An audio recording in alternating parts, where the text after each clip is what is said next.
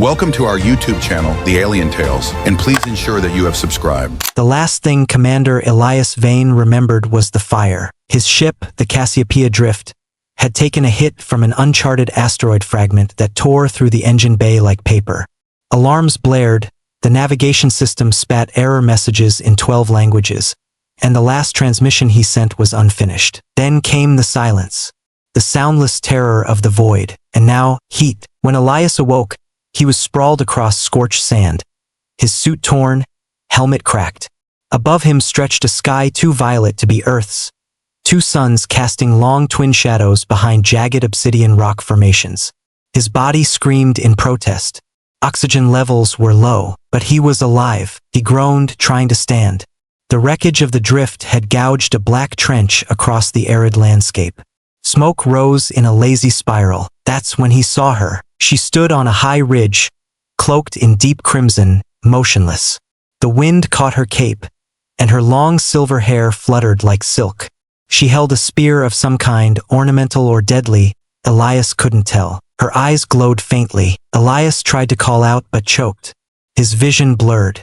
The last thing he saw before collapsing again was the figure moving toward him. Her name was Rhivara. She lived alone in the ashen plains of Velmora, a planet forgotten by most maps.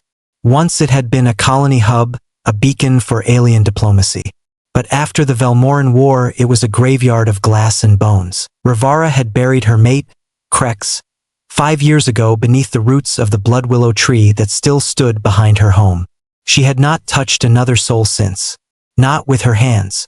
Not with her heart. So when the sky tore open and a metal beast came screaming down, she felt the ancient fear rise again. She almost left him there, but the man, the human, was breathing. Barely. Rhivara carried him to her stone dwelling, one arm under his broken ribs, the other steadying his helmet. The old medicine from her people's time still worked. She mended his wounds, replaced the fluid in his lungs, and sat beside him through the night. By morning, he stirred. "Where am I?" he rasped. Rhivara didn't answer at first. She just watched him with those strange, starlit eyes. "My world," she said finally. "You fell into it." Elias stayed in Rhivara's home for 6 days. She spoke little. He learned to read her moods from silence, the way she looked out toward the horizon when she thought he wasn't watching. Her home was carved from volcanic rock, with walls etched in a script he couldn't read. She had no visible technology. No one visited. "Are there more of you?" Elias asked one day over a meal of spiced root stew. "Not anymore," she replied. "The war took most. Grief took the rest." He didn't pry, but at night he dreamed of her voice. Not what she said, just the tone. Like wind through glass. One night, a storm rolled in. The twin moons were hidden behind thick clouds, and the lightning came in sheets. Elias stood at the threshold watching it. "It's beautiful," he whispered. "It kills," Rhivara replied. But when she stepped beside him, she didn't step back. They watched in silence. Then she said something he didn't expect. "My mate died in a storm like this." Elias turned. She met his gaze. His shuttle was damaged. "I tried to warn him. He thought he could beat it." "You still talk like he's here," Elias said softly. "He is. Every time I open that door. Every time the wind rises." He nodded. "That kind of love doesn't just go away." "No," she whispered. "But sometimes it makes space for another." They stood there, thunder cracking above. And when the lightning flared, she didn't look away from him. The next morning, Elias found Rhivara kneeling in the blood willow grove, tracing a name into the soil. "Crex, I know why you came here," she said, not turning. "I didn't choose to crash," Elias replied. She looked up, and her eyes were unreadable. "No," she said, "but your ship was marked, with a crest. One I remember from long ago." Elias felt his breath catch. "The Galactic Council. My mission was to chart lost planets for re-entry," he admitted. "They want Velmora back." Rhivara stood slowly. "Then you are not just a man who fell. You are a key." He wanted to argue, but he couldn't. "I didn't mean to deceive you." "But you did." He stepped forward. "I meant what I said. About you. About this." Her voice was hard.